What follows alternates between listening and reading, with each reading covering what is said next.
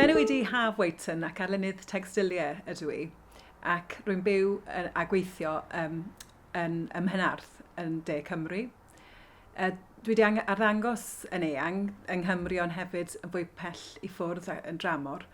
A hefyd dwi'n dysgu, roeddwn i arfer bod yn athrawes celf, ers fi symud nôl i Gaerdydd yn 2015. Mae'n fy ngyrfa wedi datblygu yn sylweddol a dwi wedi rhedeg lot o brosiectau gwahanol gyda pobl o bob oedrannau i wneud gyda pwyth. Ac am y prosiect yma, byddai'n dangos i chi y broses ac fel broses creadigol a hefyd y broses technegol o creu darn o bwyd, fel plat o bwyd, wedi ei bwytho fel yr un yma. Yn ddiweddar, dwi wedi creu lot o brosiectau i wneud gyda bwyd a hwnna'n dod allan o, ar ôl Nadolig, ges i Covid ac fel rhan o'r o dod dros y salwch yna, nes i ddechrau braslunio pob dydd, a mae lot o braslunio yn fy ngwaith i. So nes i gwneud llun pob dydd, a ni ddim really meddwl lle oedd hwn yn mynd, oedd o jyst mwy fel, oedd o'n dywyll tu allan, o'n i'm yn teimlo fod mynd tu allan. A mae rhan fwy o'n ngwaith i cyn hwn, mae wedi bod i wneud efo fel ffasad, adeiladau, pethau felly. Ond o'n i jyst i penderfynu bod fi eisiau just arlunio, just achos bod fi eisiau mwynhau arlunio. Dim am unrhyw reswm, ond bod fi eisiau mwynhau be'n i wneud. A be fi'n ffindio ydy gyda'r proses o pwytho.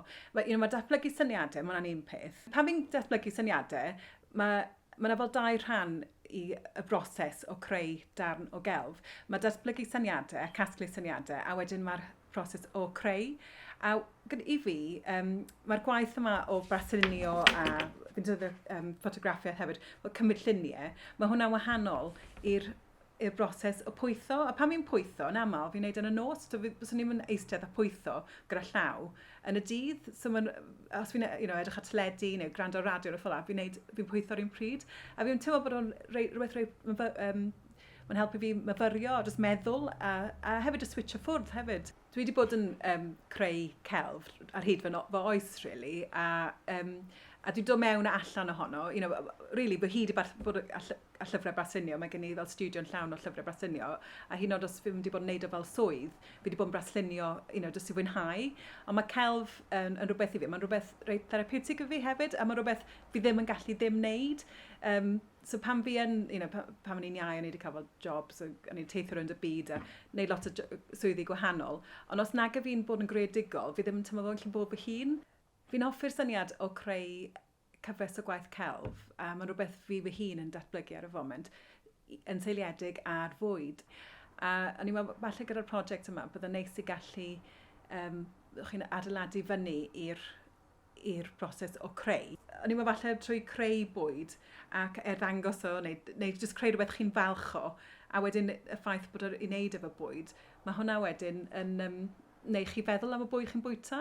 A fi'n meddwl mae bwyd mae'n mor bwysig, mae'n mor cymaint o rhan o'n bywyd ni. So falle trwy creu hwn, bych chi'n meddwl amdan be chi'n bwyta, a be chi'n mynd trwy mewn i'r corff chi, ond be mae pobl eraill yn meddwl o chi trwy'r bwyd chi'n bwyta.